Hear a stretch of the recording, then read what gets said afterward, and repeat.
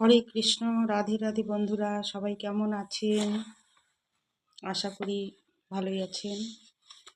আর তোমাদের আশীর্বাদ এবং ভালোবাসায় আমিও ভালোই আছি। তো আবারও একাদশী চলে আসলো। এই একাদশী হচ্ছে মাঘ মাসের শুক্লপক্ষের একাদশী। তো আপনারা যারা একাদশী ব্রত পালন করেন তারা অবশ্যই এই একাদশী ব্রত পালন করবেন। এবং এই একাদশীটি আগামী শনিবার দিন, সম্ভবত 8 তারিখ, ফেব্রুয়ারি মাসের 8 তারিখ এবং মাঘ মাসের 25 তারিখ। তো এই একাদশী ব্রত খুবই মাহাত্ম্যপূর্ণ। এই একাদশীর 3টি নাম। একটা হচ্ছে, কেউ বলে জয়া একাদশী, কেউ বলে ভৈমী একাদশী, আবার কেউ বলে পাণ্ডবা নির্জলা একাদশী। তো এই একাদশীটি খুবই মাহাত্ম্যপূর্ণ, অন্যান্য একাদশীর থেকে অনেক বেশি মাহাত্ম্যপূর্ণ। তাই এই একাদশী ব্রতটি কখনোই মিস করবেন না, এটি পালন করার চেষ্টা করবেন। তো এই একাদশী ব্রতের মাহাত্ম্যটি আমি আপনাদেরকে পাঠ করে শোনাচ্ছি। মাঘ মাসীয় শুক্লপক্ষীয় একাদশী জয়া নামে পরিচিত এবং এই জয়া একাদশী ভবিষ্যোত্তর পুরাণে বর্ণিত আছে। যুধিষ্ঠির শ্রীকৃষ্ণ সংবাদে শ্রী গরুড় পুরাণে মাঘ মাসের শুক্লপক্ষিয়া একাদশী তিথিকে ভৈমী একাদশী নামে অভিহিত করা হয়েছে। কল্পান্তরে বিভিন্ন পুরাণে বিভিন্ন নাম দেখা যায়। পদ্মপুরাণ অনুসারে জ্যৈষ্ঠ মাসের শুক্লপক্ষিয়া একাদশীর নাম পাণ্ডবা নির্জলা একাদশী বা ভৈমী একাদশী।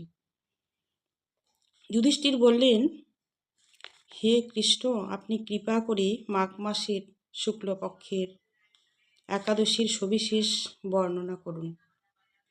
শ্রীকৃষ্ণ বললেন, হে মহারাজ, মাঘ মাসের শুক্লপক্ষের একাদশী জয়া নামে প্রসিদ্ধ।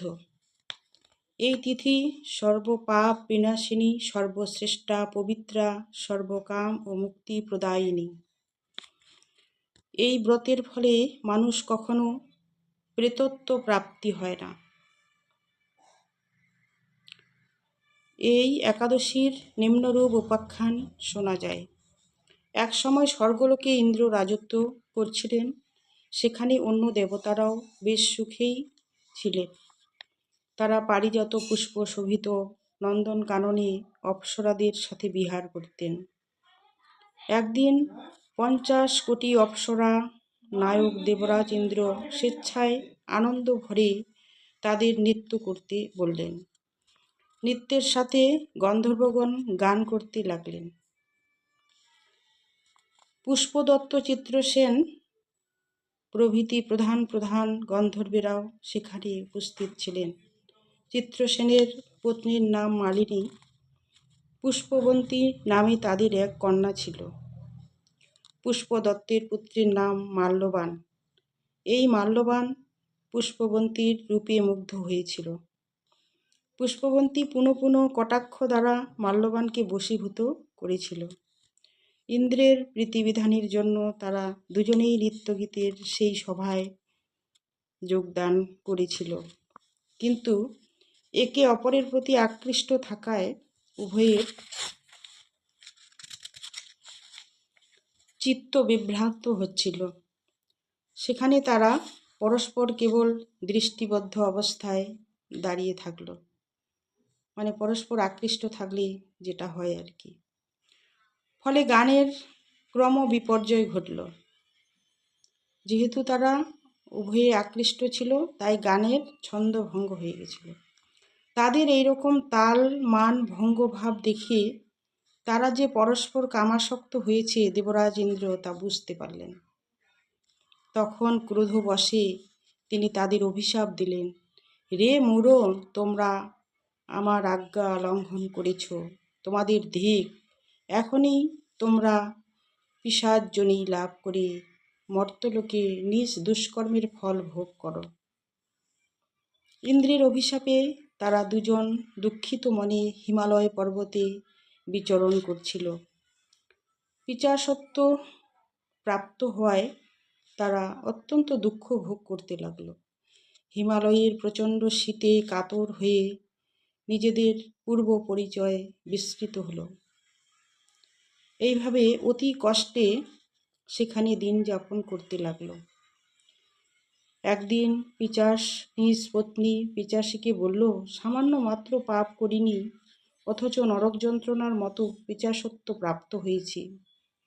অতএব এখন থেকে আর কখনো কোনো পাপকর্ম করব না। এইভাবে চিন্তা করে তারা সেই পর্বতে মৃতপ্রায় বাস করতে লাগল। মাল্যবান ও পুষ্পবন্তীর পূর্ব কোনো পুণ্যবশত সেই সময় মাঘী শুক্লপক্ষিয়া জয়া একাদশী তিথি উপস্থিত হল। তারা একটি অশ্বত্থ বৃক্ষতলে নিরাহারে নির্জলা অবস্থায় দিবানিশি যাপন করল। শীতের প্রকোপে অনিদ্রায় রাত্রি অতিবাহিত হল।